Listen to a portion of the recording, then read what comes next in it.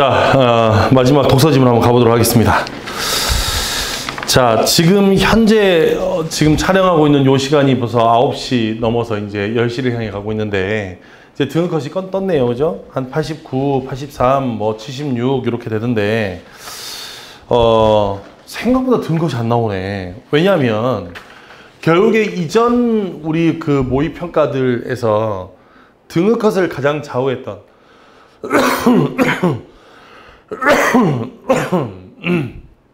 다시 지금 현재 요 촬영하고 있는 시간이 이제 9시를 넘어서 10시에 다가오고 있습니다. 벌써 이미 이제 3시간째 저도 촬영하고 있고 여러분도 지금 요 영상을 보고 있을 때쯤에는 이제 2시간 넘어 3시간째 이 영상을 보고 있을 텐데 조금만 힘내서 끝까지 보셨으면 좋겠고요. 등급컷을 중간에 잠깐 쉬는 동안 확인하다 보니까 89, 83 이렇게 되는 것 같은데 생각보다 등급컷이 안 나오네요. 그죠? 그러니까 저는 아까 얘기했던 것처럼 이거 처음에 풀을 때 94, 5 정도 나오지 않을까라고 생각했는데 그래서 그래도 이제 여러분들의 지금 현재 상황이라든가 이런 걸 고려했을 때 90한 1, 2 정도 나오지 않을까? 요렇게 다운그레이드 해서 예상을 했는데 그거보다 지금 덜 나오고 있으니까 제 생각에 시험이 어렵다고 보진 않아. 그냥 여러분들이 아직 시험을 보겠다는 마음의 준비가 좀 덜 되지 않았나라는 생각이 들어요. 그러니까 그래서 지금 여기서 등급컷이 이렇게 나오지 않을까? 왜냐하면 이전까지 등급컷을 좌지우지하던 것, 이전부터 등급컷을 좌지우지하던 것들은 거의 대부분 독서인데 이번 독서가 그렇게까지 어려웠냐? 저는 그렇다고 생각하지는 않습니다. 그러니까 이전에 나왔던 무슨 뉴턴의 만율력이라든가 가능세계라든가 BIS 비교규제라든가 이런 것들을 생각해 보면 사실 올해 지금 나오고 있는 이 세 지문은 그냥 거의 할만하거든. 그러니까 지문마다 각각 할만한데 내 생각에는 이제 앞에서의 문제풀이가 좀 늦어진 것도 분명히 있을 거고요. 그 다음에 이게 지금 온전히 시험에 대한 준비가 덜 끝나다 보니까 이런 지문들이 나올 때 내가 어떻게 할 건가에 대한 어떤 방법, 규칙 이런 것도 제대로 세워져 있지 않는 것 같아. 그러니까 이렇지 않을까? 그러니까 되도록이면 연습을 좀 많이 해주시고 지문 독해하는 것도 너무 어렵지 않으니까 너무 이렇게 막 힘들게 생각할 필요 없어. 다만 이번 시험에서 여러분이 주목해야 된 독서에서 주목해야 된 건 뭐냐면 이렇게 정보의 양이 많은 지문들이 나왔을 때 그러니까 첫 지문부터 끝 지문까지 난이도가 있던 지문이라기보다는 등등등의 정보의 양이 쏟아지는 이런 형태의 지문에서 여러분이 어떻게 대처할 수 있느냐 그러니까 한 가지 소재에 대한 설명이 아니라 여러 개의 설명이 나올 때 그걸 비교하고 검토하고 내용을 걸러내고 정확하게 이게 이런 걸 설명하는 거다라고 찝어내는 그런 능력을 여러분이 스스로 좀 키울 필요가 있지 않나? 라는 생각을 한번 해봅니다. 무슨 말인지 알겠죠? 자, 그러면 첫 지문부터 한번 읽어보겠습니다. 바삐바삐 나가볼게요.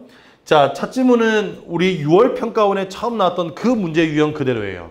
가나를 비교하는 통합적 읽기인데 잘 들어봐. 6월 평가원 때는 어떻게 나왔냐면 이 통합적 읽기 문제가 과거제도에 대한 두 가지 상반된 과거제에 대한 두 가지 상반된 입장에 대한 이야기를 했단 말이지. 첫 번째는 뭐였냐면 과거제를 실시해야 된다. 그럼 실시한다는 건 결국 장점을 이야기했다는 거라고 하자면 이건 과거제를 개혁해야 된다. 그러면 이 과거제가 가지고 있는 문제점, 단점에 대한 글이었어. 그래서 이렇게 서로 상반된 두 개의 견해를 가지고 얘를 비교하는 형태의 문제가 6월 평가에 나왔습니다. 그런데 제가 그런 얘기를 했죠.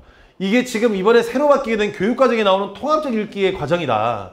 그래서 내년부터 치게 될 시험에서는 이런 형태의 문제가 반드시 나올 건데 지금 이 시험을 풀고 있는 여러분들도 그 교육과정 하에 있기 때문에 이런 지문이 탄생하는 거야. 그러니까 이제 이게 두 번째 이제 과정을 보여준 거야. 첫 번째는 이렇게 대립되는 견해에 대한 통합적 읽기를 6월 달에 보여준 거라면 지금 여기는 이 9월은 앞에 있는 가지문은 예술에 대한 정의, 어떤 것을 예술로 볼 것인가에 대한 예술의 정의를 지금 써놓은 글이라면 여기는 이 뒤쪽의 글, 뒤쪽에 있는 나에 대한 글은 그 예술을 어떻게 감상할 것인가 하는 거야. 그러면 정의와 감상 서로 다른 건데 얘 공통점은 둘 다 예술을 다루고 있다는 점에서 공통점이에요. 그러니까 제재 간의 결합을 통한 통합적 읽기입니다. 그러면 이 예술의 정의를 보는 여러 가지 관점과 감상을 보는 여러 가지 관점들이 있어. 이 관점들을 종합하여 문제를 푸는 건데 얘처럼 완벽히 화제가 대립되는 구조는 아니고 얘 따로인데 그게 제재만 같을 뿐이니 우리는 여기서 뭐가 가능하냐면 잘 들어봐. 이번 지문은 뭐가 가능했냐면 이 가나를 분리하는 과정이 가능했다. 그럼 이 분리 과정이 가능하다는 얘기는 무슨 말이냐면 가만 읽고 풀 수 있는 문제 2문제, 그 다음에 나를 읽고 풀 수 있는 문제 한 2문제. 그러니까 예전에 융합지문 형태라고 생각하시면 돼. 그리고 이제 그걸 종합하는 문제 한두 문제, 이렇게 해서 6문제가 나왔다라고 생각하시면 됩니다. 그러니까 즉 가를 읽고 나를 읽기 전에 21번과 22번 정도는 풀만하다. 무슨 말인지 알겠죠? 그래서 21번과 22번을 풀고 그 다음 나를 읽고 난 다음에 나머지 문제를 푼다? 이렇게 생각하는 게 좀 더 맞을 것 같아. 내 생각엔. 그래서 얘를 좀 분리해주라. 분리해주라. 그래야 가에 대한 정보가 정리도 되고 그 다음에 그거와 관련된 문제를 미리 풀기 때문에 지문에 대한 기억도 뚜렷하고 지문에서 좀 덜 헤매고 찾으러 가는 건 어쩔 수 없어. 지문을 외울 수는 없으니까 찾으러 가는 건 어쩔 수 없는데 분리해서 하면 좀 더 효율적으로 풀 수 있지 않을까? 예, 그런 생각을 한번 해봅니다. 자, 그럼 여기는 지문 한번 읽어볼게요. 자, 첫 번째 문단부터 한번 차근차근 읽어가면서 이 많은 정보의 양들이 어떻게 분리가 되는지, 어떤 걸 키워드 잡고 어떻게 나눠야 되는지 한번 잘 보세요. 자, 갑니다. 미학은 예술과 미적 경험에 관한 개념과 이론에 대해 논의하는 철학의 한 분야로 미학의 문제들 가운데 하나가 바로 예술의 정의에 관한 문제이다. 예술이 자연에 대한 모방이라는 아리스토텔레스의 말에서 비롯된 모방론은, 자, 모방론의 내용 박스 한번 쳐봐. 자, 첫 번째 모방론이 나왔어? 1번 모방론이 나왔네. 첫 번째 예술에 대한 첫 번째 정리 모방론이 나왔습니다. 그러면 여기는 이 모방론은 금방 봤던 것처럼 뭐 자연에 대한 모방이야. 자연에 대한 모방이야. 자, 얘가 모방론이래. 자, 요게 지금 첫 번째 이론입니다. 그러나 예술가의 독창적인 감정 표현을 중시하는 한편 외부 세계에 대한 왜곡된 표현을 허용하는 낭만주의 사조가 18세기 말에 등장하면서 뭐가 중요했다고 낭만주의 사조? 자, 낭만주의 사조에다 네오박스 한번 쳐봐. 자, 그러면 낭만주의 사조는, 자, 이제 두 번째 낭만주의 사조가 나와요. 그러면 여기서 낭만주의 사조는 자연에 대한 모방을 주장했던 이전과는 다르게 뭐가 중요했다고? 예술가의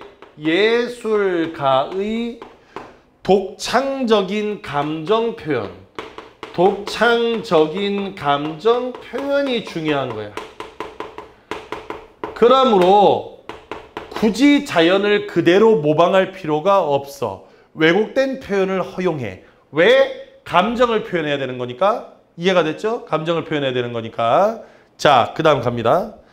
그래서 새로운 이론이 필요했는데 이때 20세기 초에 콜링우드라는 사람은 진지한 관념이나 감정과 같은 예술가의 마음을 예술의 조건으로 규정하는 표현론을 제시하여, 자, 표현론에다가 네오박스입니다. 자, 이 낭만주의가 뭐로 이어진다고? 표현론으로 이어지는 거야. 왜 표현론으로 이어지냐? 자, 거기 표현론에 네오박스 치시고, 자, 이게 낭만주의에서 이어지는 거예요. 화살표로 이렇게 연결하세요. 왜? 거다가 밑줄 한번 꺼보자. 예술가의 마음을 예술의 조건으로 규정, 거다 밑줄 꺼봐. 그러면 얘는 뭐가 중요하다고? 예술가의 마음이 중요하다고. 똑같은 얘기잖아. 결국 똑같은 얘기 아니요. 이해가 됐지? 요렇게 이어졌다고. 그에 따르면 진정한 예술은 물리적인 소재를 통해 구성될 필요가 없는 정신적 대상이다.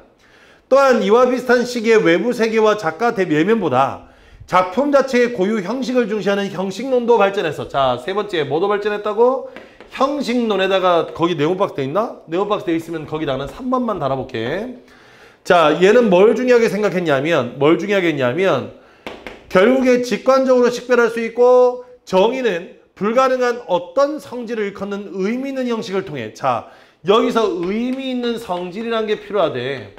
의미 있는 형식. 이것이 설명하기 위한 어떤 성질이래. 이런 성질의 형식이 있어. 이 형식을 통해서 비평가들에게 미적 정서를 유발하는 작품. 결국에 형식이 중요하다 이거야. 이걸 통해서 한다 이겁니다. 알겠죠? 그래서 비평가들에게 뭐를 유발한다고? 비평가의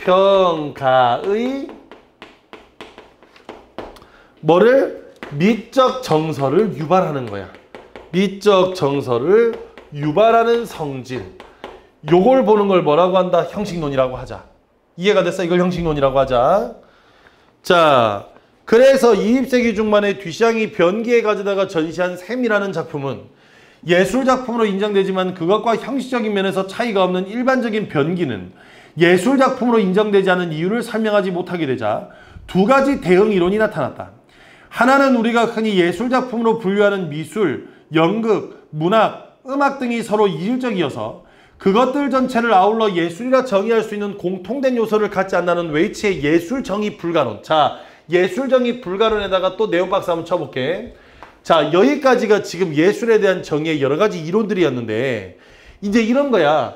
형식적인 측면으로는 설명할 수가 없어. 그래서 두 가지 대응 이론이 또 나와. 형식이 파괴가 되니까. 그래서 나온 게 다시 1번. 뭐라고? 예술 정의 불가론이라고. 예술 정의 불가론이래. 그러면 얘는 있는 그대로 보자면 결국 그 뒤에 그의 이론은 예술에 대한 정의에 대한 기존의 이론들이 겉보기의 명제를 취하고 있으나 결국 사이비 명제이므로 밑줄 까볼게요. 밑줄 까볼게. 예술의 정의에 대한 논의 자체가 불필요하다는 견해의 거다밑줄. 즉 예술에 대한 정의를 논의하는 것은 불필요하대. 정의는 없어. 자, 그 다음 다른 하나는 예술계라는 어떤 사회제도에 속하는 한 사람 또는 여러 사람에 의해 감상의 후보 자격을 수여받은 인공물을 예술작품으로 규정하는 디키의 제도론인데, 자, 그 다음 제도론이야. 자, 여기는 이 제도론인데, 여기는 이 제도론은 하나의 작품이 어떤 특정한 기준에서 훌륭함으로 예술작품이라고 부를 수 있는 평가적 이론들과는 달리 디키의 견해는 일정한 절차와 관련만 갖추면, 일정한 절차와 뭐를 가지면? 관례만 가지면 이 모든 걸 다 예술로 인정해주자. 이해가 됐죠? 자, 이렇게 두 가지가 있다는 거야. 이게 가의 내용이 다야. 정보가 이렇게 쏟아져 나오기 때문에 이게 이렇게 정리만 잘 돼주면 됩니다. 그래서 항상 머릿속에 생각을 하는 거야. 어떻게? 특히나 지금 이렇게 전문가나, 자, 다시 한 번 더. 이렇게 전문가나 권위자의 주장이 나오면, 여기는 이 주장에서 가장 특징되는 것, 가장 주된 결론, 이거 찾아가지고 핵심 내용만 잘 처리한다고 생각하시면 돼. 그래서 각각의 이론들을 이렇게 처리해 두는 겁니다. 알겠죠? 자, 그런 의미에서 21번 갑니다. 가의 형식론에 대한 이해로 가장 적절한 것. 자, 아까 내가 문학할 때 설명했어. 문학은 답의 근거를 넓게 생각해야 돼. 이 글의 주제가 뭐고 주제의식이 뭐고 인물관계가 뭔지에 대해서 종합적으로 감상을 해야 문제가 좀 더 쉽게 풀린다 그랬어. 기억나죠? 그런데 잘 들어봐. 그런데 비문학은 아니야. 비문학은 범위를 최대한 작게 잡아야 돼. 형식론이 나왔어. 그러면 형식론 그 세 줄 안에 답이 들어가 있어. 다른 건 절대 답이 아니야. 그 세 줄하고 가장 적절한 거. 즉 의미 있는 형식으로부터 나오는 그 성질은 비평가의 뭐를? 미적 정서를 유발한대. 미적 정서를 유발한대요. 아니 너무 답이 보이지 않아? 정답은 무조건 1번이었던 거잖아. 이해가 됐죠? 이건 답이 그냥 꽂혀 있는 거 아니야. 그냥 이렇게 고르면 되는 거야. 이해가 됐어? 그래서 다시 한 번 더 요렇게 찾아준다. 답의 근거를 넓혀서는 안 된다. 이해가 됐죠? 답의 근거를 넓혀서는 안 된다. 자, 그 다음 22번 가보겠습니다. 가에 등장하는 이론가와 예술가들의 상대의 견해나 작품을 평가할 수 있는 말로 적절하지 않은 것은 그랬어. 각각의 입장을 비교하는 거야. 모방론자가 듀샹에게, 듀샹 형식 파괴하네죠. 당신의 작품 셈은 변기를 닮은 것이 아니라 변기 그 자체란 점에서 예술작품이 되기 위한 필요 충분 조건을 갖고 있습니다. 아까의 모방은 뭐에 써야 되냐면 대상과 그 대상에 대한 닮은 꼴이었어야 돼. 그래서 예술은 자연에 대한 모방이었던 거야. 그래서 그걸 얼마만큼 잘 모방하느냐가 중요한데, 아니 아무리 그래도 그렇지 변기 자체가 예술작품이어야 되는 필요 충분 조건이라고 하면 안 되지. 여기서는 변기를 닮은 게 아니라 변기 그 자체란 점에서 예술작품이 되기 위한 필요 충분 조건을 갖고 있다 그랬는데, 여기서 모방론은 자연 그 자체가 아니라 자연에 대한 모방이라니까. 모방. 모방이 중요한 거였잖아. 모방이었잖아. 이해가 됐어? 모방이 중요한 거야. 그런데 여기서 갑자기 이런 얘기를 하면 어떡해? 이해가 됐어? 그래서 여기서는 모방이어야 된다. 정답 1번이야. 나머지 봐봐라. 대상을 재현하기만 하면 예술가의 감정을 표현하지 않은 작품도 예술 작품을 인정하는 당신의 견해는 받아들일 수 없어. 왜? 예술가의 마음이 중요하거든. 표현론자는 예술가의 마음을 표현하니까 충분히 가능하지. 둘은 연결되니까. 뒷샹이 제도론자들, 여기 있는 제도론자에게 야, 내가 형식을 파악해서도 일정한 절차와 관리를 가지면 예술 작품이 되네. 그 다음에 예술적인 불가론자에게 표현론자가 여기는 얘가 이 표현론자에게 할 수 있는 말, 여기서는 당신의 예술을 받아들일 수 없다야. 그렇지. 얘는 예술 정리를 하지 않으니까 이렇게 찾아주기만 하면 돼. 입장이 정리만 되면 되는 거 아니야? 이해가 됐어? 자, 그러면 나글로 한번 가보겠습니다. 나글은 비평이 모두 세 가지가 나와요. 자, 얘는 첫 번째 문단은 필요 없고 두 번째 문단부터 읽어볼게. 자, 첫 번째 맥락주의 비평은, 자, 맥락주의 비평의 네모박스 한번 쳐봐. 자, 얘는 뭐냐? 주로 예술작품이 창작된 사회적, 역사적 배경에 관심을 갖는데, 비평가 태는 밑줄 한번 꺼볼게요. 예술작품이 창작된 당시 예술가가 살던 시대의 환경, 정치, 경제, 문화적 상황, 작품이 사회에 미치는 효과 등을 예술작품의 비평의 중요한 근거로 삼는다. 거다 밑줄 꺼봐. 그러면 얘는 지금 뭐가 중요하냐면 그 시대의 상황이나 사회에 미치는 효과 이런 게 중요하다는 거야. 맥락주의 비평은. 자, 이거 잠깐 치울게. 자, 기억에 맥락주의 비평은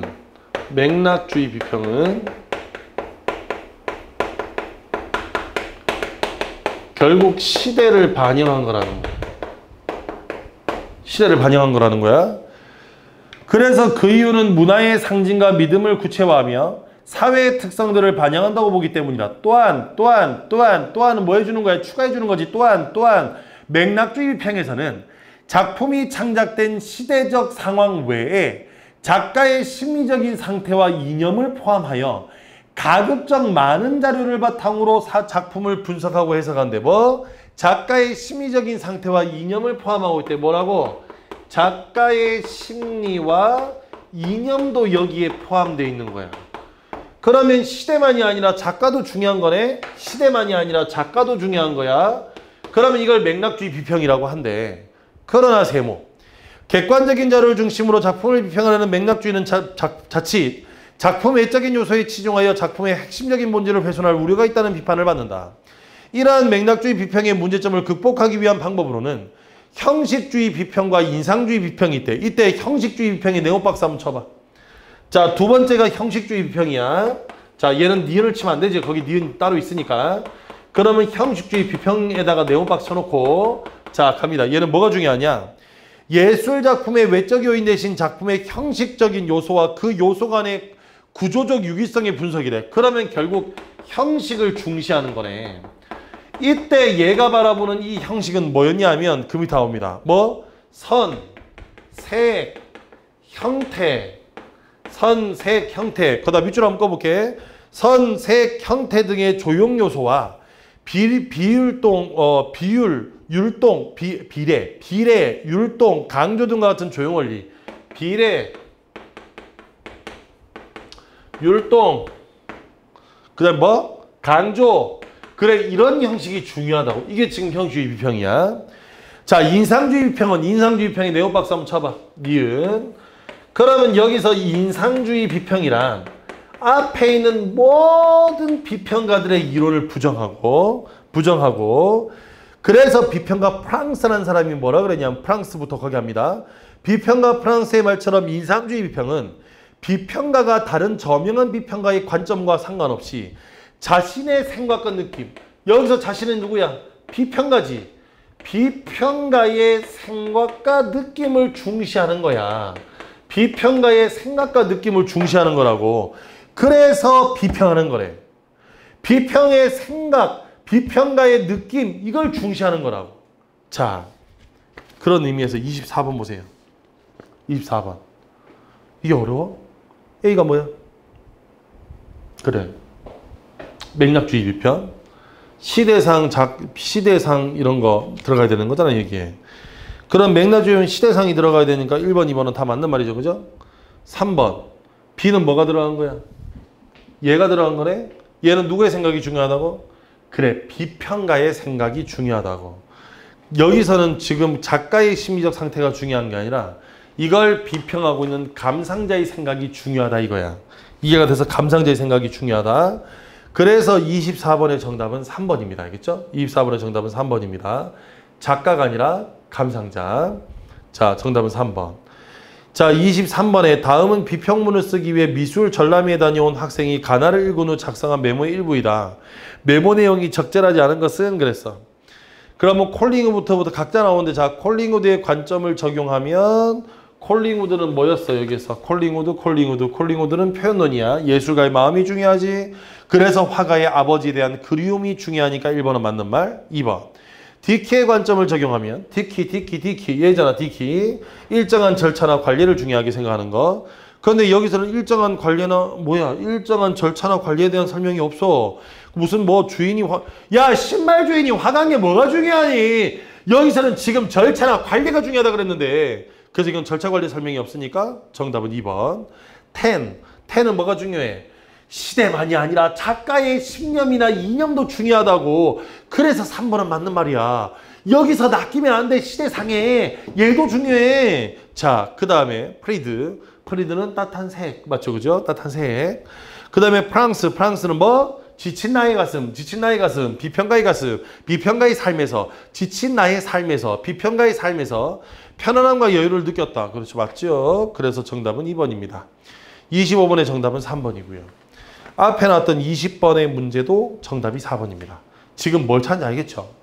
결국에 각각의 정보를 통해서 인물들이 주장했던 바가 무엇인지가 잘 정리가 되면 이해가 돼? 이게 잘 정리가 되면 문제를 푸는 건 여기다 껴맞춰 넣기만 하면 돼. 네가 생각할 것도 없고 추론할 것도 없고 의미를 만들어낼 것도 없어. 지문에 대한 정리가 가장 중요해. 이해가 됐어? 지문에 대한 정리가 가장 중요하다. 이렇게 생각하고 문제 푸시면 되겠습니다. 자, 그럼 뒤로 넘겨서 바로 한 장 뒤에 법률 지문으로 한번 가볼게요. 자, 여기는 이 지문은 이제 요 또 할 얘기가 조금 있어요. 무슨 얘기를 해야 되냐면 이제 앞으로 우리 문제니까. 앞으로의 문제니까. 잘 들어봐. 6월 달에 뭐가 나냐면 이곳에 디지털세가 나왔어. 맞죠? 기억나? 어? 기억나니?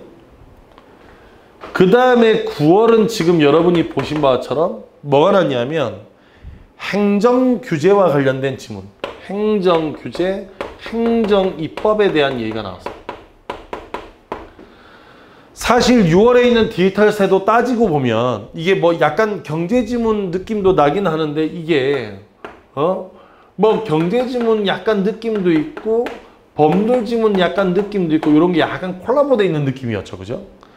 그에 비해서 행정입법은 그냥 법이야. 그냥 법이야. 지금 내가 무슨 얘기 하려는 건지 알겠죠? 그죠? 결론. 우리의 수능시험에서는 지금 이렇게 되고 나니 사실은 위에 있는 게 경제지문의 성격이 있다 하더라도 경제는 아니잖아. 정통 경제지문이 출제될 가능성이 큽니다. 특히나 통화량과 관련돼 있는 형태. 그러니까 지금 따지고 보면 이 뒤에 두 지문, 여기 있는 요 행정규제, 행정입법과 관련된 이 지문과 뒤에 있는 바이러스 지문을 여러분은 어떤 느낌으로 읽었는지는 모르겠지만 100% 코로나 적용 문제야. 이해가 됐어?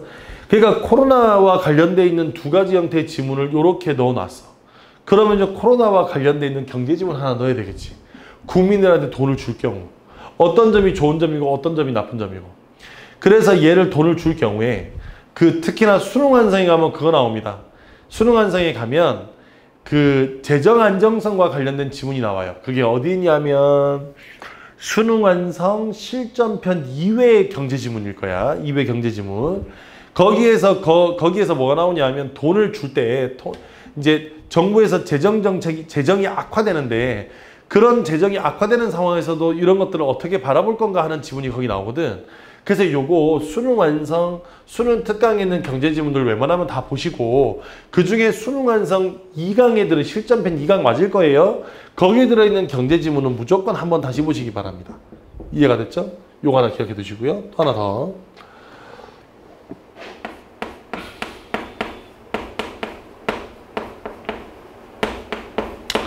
법률 지문은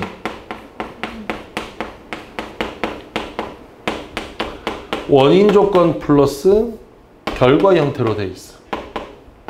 원인 조건 플러스 결과 형태로 돼 있어. 근데 법에서의 결과라는 건 이미 정해져 있는 거야. 넌 유죄 아니면 무죄. 무슨 말인지 대해서 넌 유죄 아니면 무죄. 이런 게 정해져 있다고. 그렇기 때문에 법률 지문에서 결과는 중요하지 않아. 중요한 건 뭐가 중요하냐면 이 법률 지문에서는 조건이 중요해. 뭐가 중요하다고? 조건. 뭐가 중요하다고? 조건이 중요하다고. 이해가 됐어? 여기는 이 각각의 법률이 적용되는, 지금 여기서 보면 크게 세 가지야. 위임명령과 행정규칙과 조례가 나오는데 이것들이 각각 어떤 조건 하에서 이루어졌는지를 찾는 게 이 글의 포인트입니다. 법률 지문은 항상 그래요. 알겠죠? 그래서 각각의 조건을 찾아가는 것이 중요하다. 이해가 되니? 조건을 찾는 게 중요하다. 어떤 조건에서 여기는 이 법률 지문이, 여기는 이 법률이 적용이 되는가 안 되는가 찾아주는 겁니다. 이해가 됐나요? 자, 그럼 우리는 어디서부터 할 거냐면 첫 번째 문단은 건너뛸 건데 첫 번째 문단에서 26번 문제의 정답은 나와. 결국 우리가 행정부가 행정규제 사항을 만드는 건 첨단 기술과 관련되거나 즉각 대처해야 되거나 개별적인 상황이 반영돼야 돼. 즉 다시 말하면 국회에서 입법 과정을 거치는 것보다 최대한 빠르게 뭔가에 대한 법의 적용이 필요하다면 그때 필요한 것이 여기 있는 이 행정부의 행정규제 사항인 거야. 그래서 26번의 정답이 5번이 되는 건 국회보다 신속하기 때문에 얘를 할 수 있다거든. 그래서 26번의 정답은 5번이에요. 얘는 내가 안 풀게. 첫 문단만 제대로 눈 똑바로 뜨고 봐도 정답 5번 나와. 자, 중요한 건 세 번째 문단부터 우리가 어떻게 읽어나가느냐는 하는 거야. 그래서 요거 잘 쫓아오셔야 됩니다. 어떻게 읽어나가야 되는지. 자, 두 번째 문단부터 한번 가보겠습니다. 총 문단은 3개예요. 어차피 위임명령, 행정규칙, 조례 3가지만 설명하면 되는 거니까. 자, 먼저 위임명령부터 갑니다. 행정입법의 유행에는 위임명령, 행정규칙, 조례 등이 있다. 헌법에 따르면 국회는 행정규제 상황에 관한 법률을 제정할 때, 자, 밑줄 가볼게. 행정규제 상황에 대한 법률을 제정할 때 특정한 내용에 대한 입법을 행정부에 위임, 거다 밑줄 가봐. 여기서 위임명령에다 네모치고 1번 달아볼까? 자, 여기서 위임명령이란 것은 뭐냐면 위임명령이란, 자, 여기 조건 이거죠. 국회가 행정규제 상황에 대한 법률을 제정할 때, 자, 이런 법률을 제정할 때야. 법률을 제정할 때 이 중에서, 이 법률 중에서 특별한 내용에 대한 입법, 특별한 내용에 대한 입법, 이 내용에 대한 입법을 할 때 행정부에게 위임을 하는 거야. 그게 위임명령이래. 거다 밑줄 꺼봐.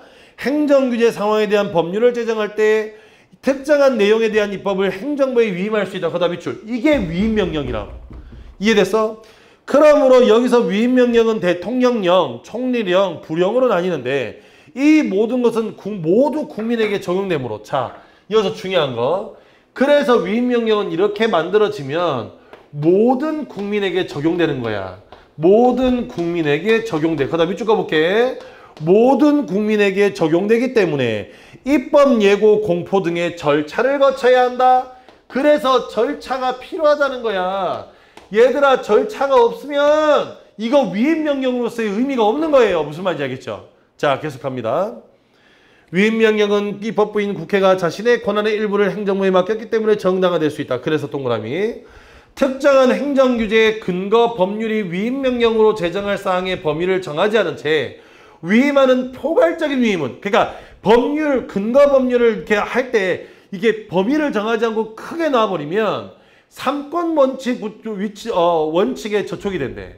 위임된 행정규칙 사항의 대강을 위임 근거 법률의 내용으로부터 예측할 수 있어야 된다는 거야. 그러니까 여기는 이 모든 걸 어디에서 위임 근거 법률의 내용으로부터 예측이 가능해야 돼. 예측. 그러니까 예측이 가능해야 되는 거야. 아, 이런 내용이겠구나, 이렇게. 다만 행정규제 사항의 첨단 기술 관련성이 클수록 위임 근거 법률이 위임할 수 있는 사항의 범위가 넓어진다.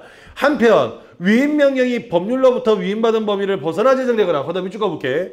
위임받은 범위를 벗어나서 제정되거나 위임 근거 법률이 사용한 어구의 의미를 확대하거나 축소하여 제정해서는 안 된다. 자, 그래서 이건 두 번째 조건이 범위가 제한되어 있다와 그 다음에 여기에 쓰고 있는 어구의 의미, 어구의 의미 또한 정확해야 한다. 이게 지금 여기에 기준인 거예요.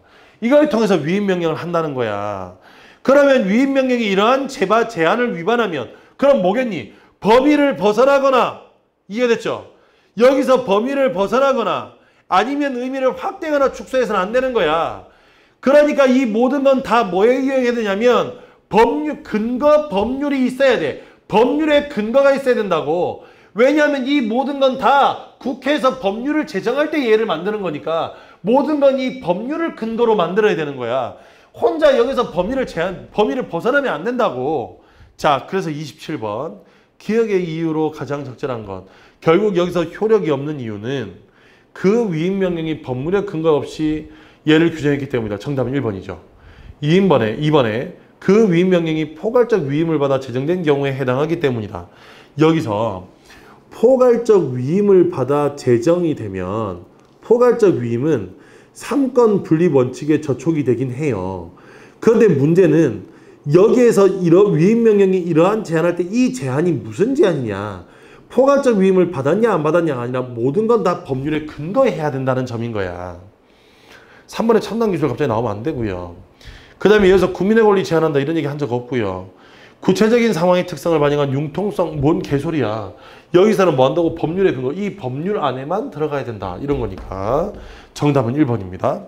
자, 2번에 행정규칙이에요. 행정규칙은 거기다 네모 박스 돼 있는데 한번 네모 더. 2번 달고. 자, 이거 행정규칙이야.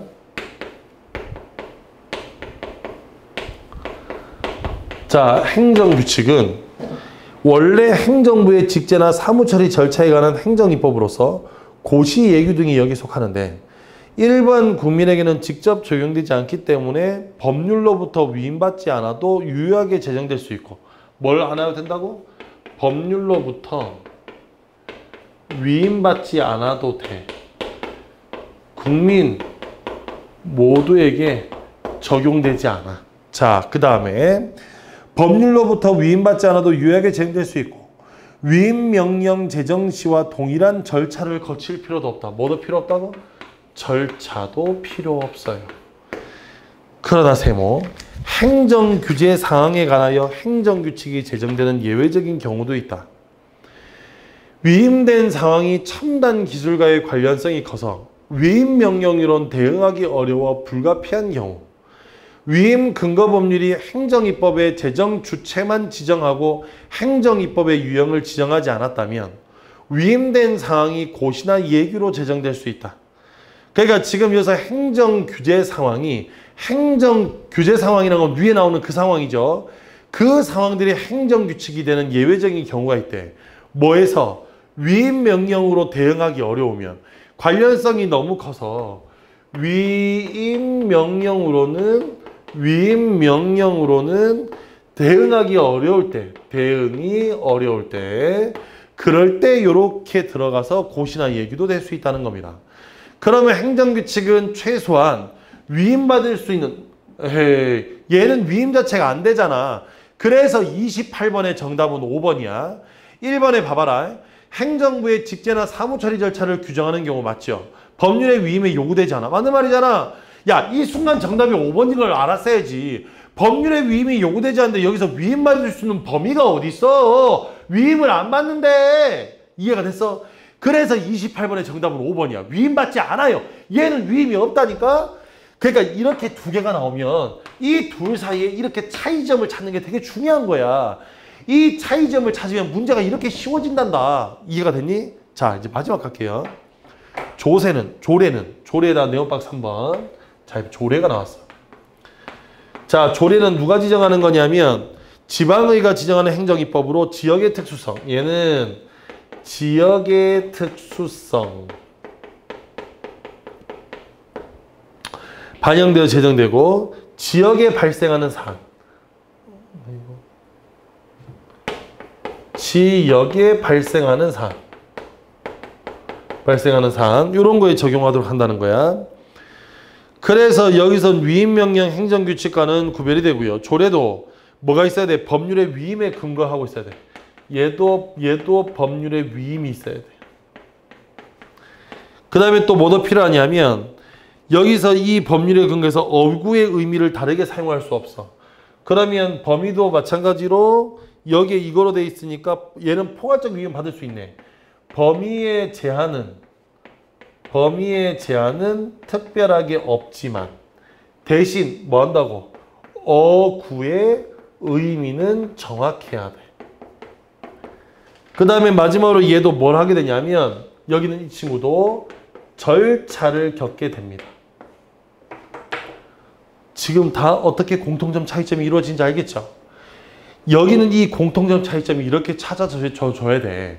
그래서 밑줄을 치면서 계속 생각해야 된다고. 앞에는 얘가 됐는데, 앞에는 얘가 안 됐는데, 얘는 되고, 얘는 안 되고, 얘는 적용이 되고, 안 되고, 찾아주는 거야, 그냥. 자, 이런 의미에서 가장 어려웠을 거 보이는 29번 문제를 푸는 별거 아니에요. 가가 뭐야? 빨리 답해봐. 가가 뭐야? 법률이잖아.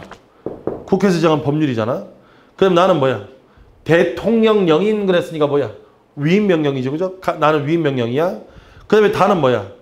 지방의회에서 제정한 거니까 조례가 되겠네? 조례가 되겠어. 자, 1번. 제3조의 내용에서 제5조의 신고대상 관계물에 대한 사항의 구체적인 내용을 확인할 수 있대. 얘들아, 법률에서는 여기 있는 이 대통령령의 내용을 예측할 수 있게 내줘도 구체적인 내용을 서술해 주지 않아. 구체적인 건 얘가 구체적인 거야. 법률을 제정해놓고 그 밑에 구체적인 부칙들은 다 위임명령을 통해서 만드는 거라고요. 이해가 됐죠? 그래서 얘는 두 개가 바뀌거나 아니면 확인할 수 없다가 돼야 돼. 이래서 예측은 가능하다고. 예측되는 거랑 여기서 구체적인 내용을 확인하는 거랑은 다른 거예요. 알겠죠? 자, 그 다음 2번 갑니다. 제5조는 가에 뭔 소리야? 갑자기 16조는 왜 튀어나와? 야, 대통령령은 3조에 딸려 있는 거야. 왜 갑자기 16조가 왜 나오냐고. 자, 그 다음. 나는 다와 달리 뭔 소리야? 공포 절차는 얘도 있고 얘도 있어요. 절차가 다 있어야 돼. 그래서 가나가 모두고요. 가에 나오는 광고물의 의미와 나에 나오는 광고물의 의미는 어구의 의미는 당연히 정확하고 정확해야 되니까 일치해야 되겠죠? 정답은 4번. 공통점 차이점이라고. 자, 그 다음 다를 준수하는 국민 중에 나를 준수하지 않는 사람은 없어요. 반대로 나를 준수하는 사람 중에 나를 준수하는 사람 중에서 다를 준수하지 않아도 되는 사람들은 있어. 왜? 지방의회에서 한 거니까. 그 지방에만 해결이 된다고. 그 지방에만 들어갈 수 있다고. 그래서 정답은 4번입니다. 자, 그 다음에 30번의 정답은 3번이 되겠죠? 30번의 정답은 3번. 자, 그 다음 넘겨서.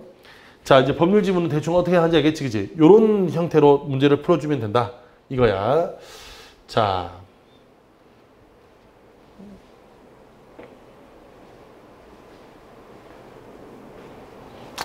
그러면 자, 마지막 지문 갑니다. 이제 요거에 이제 비례해서 갑니다. 이번에는 과학기술 지문 나왔어요.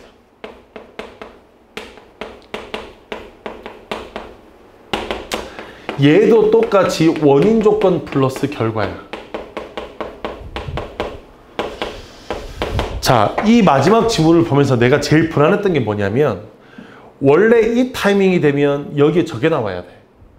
세포 그림 이런 거. 그런데 그림 없이 문제를 출제했다?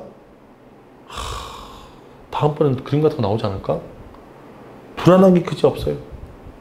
다만 여기도 지금 정보의 양이 많아. 그 많은 정보의 양을 쓸어 담아서 정리만 해주면 되는데 얘는 반대로 법률 지문은 여러분이 뭘 보셔야 되냐면 결과야. 결과. 얘는 조건이 중요한 게 아니라 결과가 중요해. 이해가 됐어? 결국 이 과학적 현상에서의 결과가 뭐냐가 포인트인데 일단 얘도 앞에 두 문단은 읽지 않을게. 어차피 여기 앞에 물론 이제 여기 앞에 있는 이 두 문단 있잖아. 이걸 읽어야 34번 문제도 풀 수 있고 그래. 그래서 34번의 정답이 1번이 되고 하는데 어쨌든 여기는 두 문단은 여러분이 읽었을 것이라고 보고 세 번째 문단부터 읽을 건데 여기서 각각의 화제가 정보가 여러 개로 나뉘어요. 그 여러 개로 나뉘는 정보들을 쓸어 담을 때 각각이 가져다주는 효과가 뭐냐 하는 게 이게 이들의 차이점의 핵심이야. 이해가 됐어? 어떤 게 차이점을 가지는지 그 결과를 찾는 거라고. 내 말이 이해됐니? 그래서 결과가 중요하다. 자, 그럼 세 번째 문단부터 갑니다. 항미생물 화학제 중 멸균제는, 자, 처음에 멸균제가 나왔어. 멸균제는 포자를 포함한, 멸균제는, 거다가 밑줄 한번 꺼볼게. 포자를 포함한 모든 병원체를 파괴해. 그러면 이 모든 걸 파괴하는 애야. 자, 그 다음 두 번째. 여기에 감염방지제가 나옵니다. 그러면 감염방지제는 얘는 뭐 주냐면 병원체는 파괴하는데 뭐는 안 돼? 포자는 안 돼. 이해됐죠? 포자는 안 돼. 자, 그 다음에 감염방지제 중 독서가 약한 것을 소독제라고 하는데 여기서 소독제는 감염방지제보다는 독성이 약해서 인체에 사용이 가능해요. 인체에 사용이 가능한데 이때 사람의 세포막도 지질 성분으로 되어 있어 소독제라 하더라도 사람의 세포를 죽일 수 있으므로 어디에는 사용 안 되냐면 눈이나 호흡기에는 사용하면 안 돼. 호흡기는 사용하면 안 돼. 왜? 여기서 지금 뭐로 되어 있냐면 지질 성분으로 되어 있기 때문입니다. 뭐로 되어 있다고? 얘가 지질 성분으로 되어 있어서 원래 병원균을 파괴하는 이것들은 다 지질 성분을 파괴하는데 얘 눈에 갖다 대면 눈 실명합니다. 알겠죠? 그래서 지질 성분으로 이루어져 있기 때문에 따라서 밑줄 꺼볼게. 항미생물 화학제는 병원체에 대한 최대의 방역 효과와 인체 및 환경에 대한 최고의 안정성을 확보할 수 있도록 종류별 사용법을 지켜야 한다. 거다 밑줄 꺼봐. 따라서 뒤가 중요한 거야. 이게 결론이잖아. 결국에 이들은 각각의 사용되는 사용법이 다 달라서 그때 효과가 다르기 때문에 다르게 사용해야 된다야. 그러니까 36번의 정답은 3번인 거야. 야, 바로 나와야지. 이게 결론인데 얘네는 결국에 뭐 한다고? 사용 종류가 다 다르다 이거예요. 효과가 다 다르니까. 자, 1번 갑니다. 기억은, 자, 36번에 1번. 기억과 니은은 모두 질병이 원인이 되는 진균의 포자와 바이러스를 사멸할 수 있대. 니은은 안 되잖아. 니은은 포자가 안 되잖아. 니은은 포자가 안 됐잖아. 그래서 안 돼. 2번. 생경 환경의 방역뿐 아니라 사람의 상처 소독에 가능한 것은 디귿이지. 기억이 안 되죠. 기억 처발하면 죽어요. 그 다음에 4번에 기억은 니은과 달리 이건 할 수 있으나 이거 그런 거 없어. 다 된다고. 다 파괴한다고. 다. 자, 그래서 안 되고요. 니은은 디귿과 달리 인체의 해로움으로 사람의 점막에 직접 닿아서는 안 되는 건 디귿도 마찬가지야. 니은이나 디귿이나 둘 다지 뭘. 그래서 정답은 3번이야. 쉽잖아. 그래서 이렇게 내용 정보 확인한 다음에 결과에다 밑줄 이렇게 치면 돼. 이해가 됐어? 결국에 그 결과를 물어볼 거란 말이야. 무슨 말인지 알겠지? 그래서 36번의 정답은 3번이다. 자, 그 다음 마지막 두 문단. 항미생물 화학계의 작용기제는 크게 병원체 표면을 손상하는 방식과 병원 내부의 대사 기능을 저해하는 방식으로 나뉠 수 있대. 자, 이제 다시 또 둘로 나뉘어. 어떻게 둘로 나뉘냐면, 자, 여기 나오는 항미생물 화학제 중에서 병원체의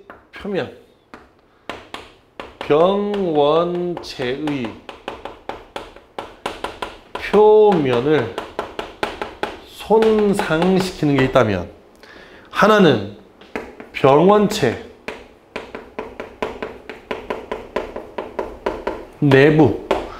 병원체 내부의 대사 기능을 저해하는 게 있어. 얘가 1번이고 얘가 2번이면 지금 여러분이 보시는 그 글의 하나, 둘, 셋, 네 번째 문단, 지금 여러분하고 읽고 있는 이 문단이 이 중에서 얘에 대한 설명인 거고요. 그 마지막 문단이 얘에 대한 설명이야. 이게 구조적으로 눈에 보여야 돼. 그러니까 얘가 먼저 얘가 뒤니까 얘가 네 번째 문단, 얘가 다섯 번째 문단이 되는 거라고. 이해가 됐죠? 자, 그럼 네 번째 문단 갑니다. 네 번째 문단에는 크게 두 가지가 있는데, 첫 번째, 고농도 에탄올 등의 알코올 화합물. 뭐가 있다고? 거기다 네모칩니다. 알코올 화합물이 있대. 거기다 네모쳤어. 자, 그러면 여기서 알코올 화합물이 뭔지 한번 알아보자. 알코올 화합물은 밑줄 꺼볼게. 세포막의 기본 성분인 지질을 용해시키고 단백질을 변형시킨대. 지질을 용해하고 단백질을 분해한다는 거야. 단백질을 분해한대. 자, 그러면서 그 뒤에 분해가 아니라 변성이구나. 미안. 변성이구나. 분해하고 변성은 다른 거니까. 큰일 날 뺐네. 자, 변성이 된대. 자, 그 다음. 병원성 세균에는 세표벽을 약화시킨다. 또한 알코올 화합물은 지질 피막이 없는 바이러스보다는 지질 피막이 있는 병원성 바이러스의 방해 효과가 같다. 당연히 지질이 용해되기 때문에 지금 여기서 나온 것처럼 지질 피막이 있는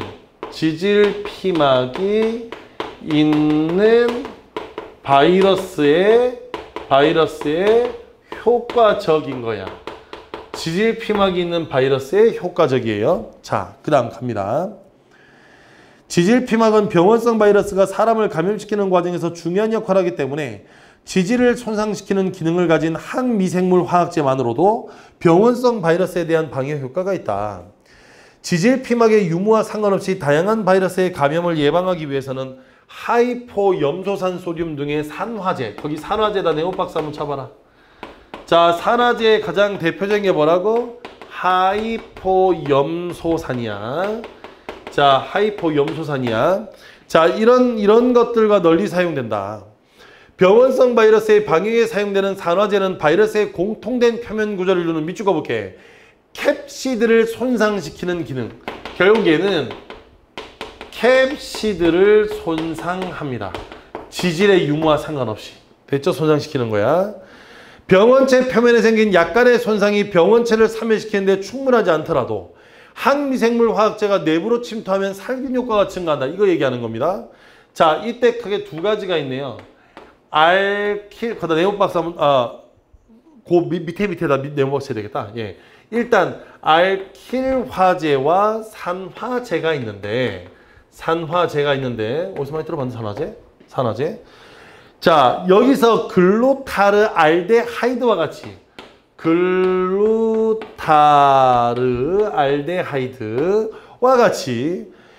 알칼리제 네모박스. 자, 알칼리제가 알킬 작용기를 단백질에 알킬 작용기를 단백질에 집어넣으면 단백질이 지금 손상이 되고요. 얘가 손상이 되고요. 자, 그 다음에 여기서 핵산의 염기에 결합시키면, 자, 핵산의 염기야. 알킬 작용기를 단백질이 아니라 핵산에다가 연결을 하면, 핵산의 염기에 연결하면 얘 또한 마찬가지야. 얘가 문제가 생기는 거야. 이게 알킬화제입니다. 자, 그 다음 계속 갈게요. 산화제인 하이포염소산. 또 나왔다. 하이포염소산. 이 새끼 졸로 좋은 놈이네. 하이포염소산 소듐. 자, 하이포염소산 소듐 나왔어. 자, 얘가 나오면 병원체의 불특정한 단백질, 불특정한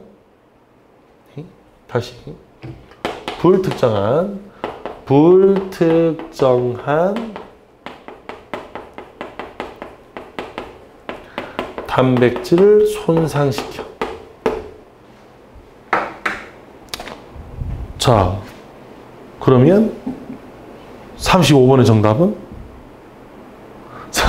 정답은 2번이잖아. 쉽잖아.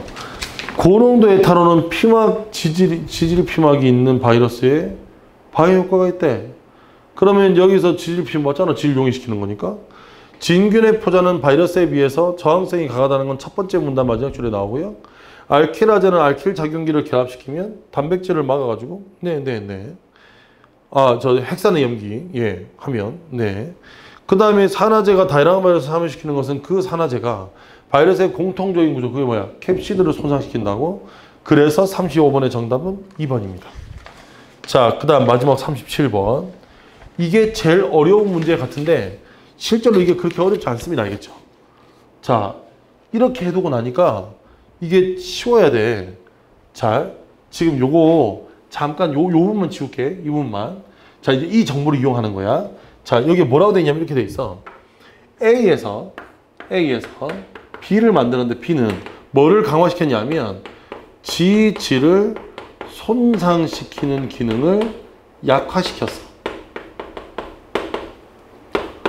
그럼 지질 손상이 잘 안 돼. 자, C 갑니다. C는 캡시드를 손상시키는 것을 강화했어. 그 다음에 D는, 자, D 잘 봐야 돼. B에서 얻었으니까 이미 B가 가지고 있는 지질 손상 기능을 약화시킨 건 똑같은데 여기에 캡시드 손상을 강화시켰어. 1번. B에 비해 A는 지질 피막이 있는 바이러스에 대한 방어 효과는 당연히 작죠. 맞지? 대신 지질 손상 기능을 약화시켰으니까 우리의 세포 점막은 보호가 되니까 인체에 대한 안정성은 높겠네. 우리의 세포도 지질로 이루어져 있다며. 이해가 돼? 1번만 이해하면 나머지 다 쉬워져. 2번 갑니다. C는 A에 비해서 지질 피막이 없는 바이러스에 대한 방어 효과가 지질 피막이 없어도 뭐를 손상시키니까? 그래, 캡시드를 손상시키니까. 그래서 효과가 크고 인체에 대한 안정성은 어차피 지질 손상 기능을 약화시키지 않았으므로 위험한 거야. 그래서 2번 맞는 말. 3번. C는 B에 비해 지질 피막이 있는 바이러스에 대한 방어 효과. 자, C는 지질 손상 기능이 약화되지 않았으니까 지질 피막이 있는 바이러스에 대한 방어 효과는 커요. 대신에 인체에 대한 안정성은 얘가 더 좋지. 이해됐어? 같은 게 아니라 얘가 더 좋은 거잖아. 지질 손상 기능을 약화시켜 놨으니까. 그래서 정답은 3번이야. 4번에 D에 나타나는 얘는 얘에 비해서는 지질 피막이 없는 바이러스에 대한 방어 효과가 커지지. 왜? 캡시드 손상을 강화시켜 놨으니까. 다만 지질 손상을 약화시켜 놨으니까 안정성은 높아요. 그래요. B하고 D야, 얘하고 얘 사이 지질 피막이 없는 바이러스에 대한 방어 효과는 크지. 여기서 D는 얘에 비해서 왜? 캡시드가 있으니까. 됐죠? 그럼 안정성은 마찬가지로 똑같아. 이것도 같고 이것도 같고. 무슨 말인지 알겠죠? 자, 그래서 정답은 3번이 되겠습니다. 다 됐니? 자, 그럼 잘 봐. 지금 여기는 이 인과관계 한번 정리했고요. 여기는 요 개념들 한번 정리했고요. 이건 인과관계잖아. 철저하게 인과관계. 그래서 과학지문은 이런 인과관계를 어떻게 풀어내냐가 중요한 거야. 그래서 뭐를 빼고 뭐를 더하고에 따라서 뭐냐를 그때그때 따져줘야 돼. 그래서 되도록이면 결과 1, 2, 3을 보고 내려와서 문제를 해결하기보다는 이렇게 인과관계가 복잡한 경우, 보기의 인과관계가 복잡한 경우는 반드시 보기에 나오는 보기의 인과를 어떻게 하라고? 정리하고 내려오라고. 그래야 절대 실수하지 않는다. 이해가 됐죠? 절대 실수하지 않습니다. 자, 오랜 시간 동안 해설 강의 듣는다고 고생 많으셨고요. 우리 독서 지문은 내가 이렇게 지금 문제 푸는 거, 내용 정리하는 거 한번 했지만, 일단 이번 시험에 대한 총평 삼아서 다시 한번 좀 말씀을 드리면, 독서의 난이도가 그렇게 높지 않아요. 지금 딱 느낌이 어떤 느낌이냐면, 지금 이번 9월 독서는 옛날 2017 학년도 이전, 이 이전 수능으로 돌아가는 것 같은 느낌이 들어. 그래서 2017학년도 이전, 그러니까 2017학년도 이전이면 그 길이의 지문 길이가 조금 짧을 때, 그러니까 연습을 여러분이 좀 무슨 연습을 해주냐면 지금까지 글 길이가 긴 것 위주로 연습을 해왔다면 되도록이면 짧은 이 글을 어떻게 하면 효율적으로 빨리 읽을 건가에 대한 연습을 좀 해주셨으면 하는 게 제 마지막 바람이고요. 수능특강 수능완성에 있는 비문학 중에서 좀 어려운 파트들은 좀 풀어보세요. 이것도 배경 지식 있으면 좀 더 편해집니다. 알겠죠? 네. 잘 정리하시고 남은 날짜가 80일입니다. 이번 수능은 무조건 존버가 승자입니다. 그러니까 어떻게든 버텨나면 승리할 수 있어요. 지금 등을 것 같으면 훨씬 더 그 확률이 높다고 할 수 있습니다. 마지막까지 포기하지 마세요.